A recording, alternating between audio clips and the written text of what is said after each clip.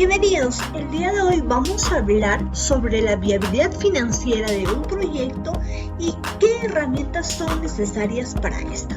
Específicamente vamos a hablar sobre el BAM y el TIR. Hoy en día establecer una viabilidad financiera es muy importante en cualquier tipo de proyecto, ya que no es bueno lanzarse a ciegas a un proyecto y medir la viabilidad tanto financiera con el BAM y el TIR nos van a ayudar a nosotros poder ver cómo nos va a ir en el futuro la vida a lo largo de este proyecto, no solamente ahora, sino al futuro, para ver nosotros cuáles son el costo y el beneficio que nos va a traer.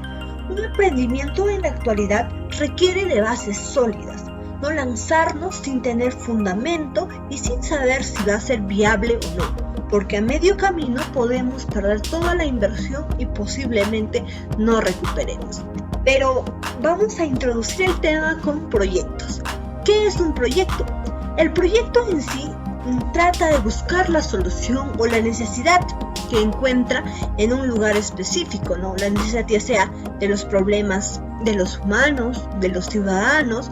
Por ejemplo, cuando hablamos de un proyecto público, se encarga de los beneficios sociales que va a dar a los ciudadanos. Mientras que nosotros cuando hablamos de un proyecto privado, hablamos de un beneficio, pero también va a beneficiarse con las ganancias que tiene, Entonces, el proyecto es un proceso que nos va a llevar a nosotros obtener lo que nosotros deseamos, Y obviamente que el rendimiento y la utilidad de aquel negocio o de aquel proyecto va a depender de las ventas y de las economías futuras en el entorno donde se encuentre este. El análisis de un proyecto va a depender de los flujos que esto genera. Por eso es que nosotros vamos a evaluar el flujo de cambio. En sí vamos a calcular todo lo que viene a ser los flujos netos. Entonces el análisis marginal. ¿Esto qué significa? Esto se refiere en sí a que cambia con el proyecto y su evaluación consecuente en unidades monetarias. Nosotros vamos a evaluar en soles en caso peruano y vamos a ver si está siendo viable financieramente o no. Luego los flujos monetarios y no los costos contables. Es decir, nosotros vamos a ver todo lo que interviene en el ingreso y en el egreso que se ocasionan en sí en el proyecto, los cuales se evalúan en el momento y en el lugar que ocurre. No vamos a ver acá, por ejemplo, las provisiones o algunas cuestiones contables, sino lo que realmente ocurre. Por eso se llama flujo de caja. Otro determinante, número 3, son los impuestos. Y los que también intervienen en cualquier proyecto y obviamente deben ser consideradas, porque nosotros ya teniendo una utilidad bruta, también tenemos que corresponder con nuestro deber y cumplir cabalmente con los deberes de los impuestos o de los tributos. Luego, el número 4 es el capital de trabajo.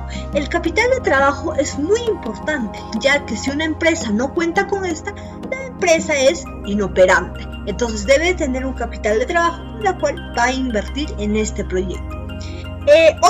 Los efectos externos, número 5. Esto es las consecuencias que va a tener el proyecto, pero no va a depender en sí de él, sino de la parte externa. Por ejemplo, en situaciones de inflación, en situaciones de crisis políticas, económicas. Continuando, vamos a hablar ahora sobre el indicador de BAM.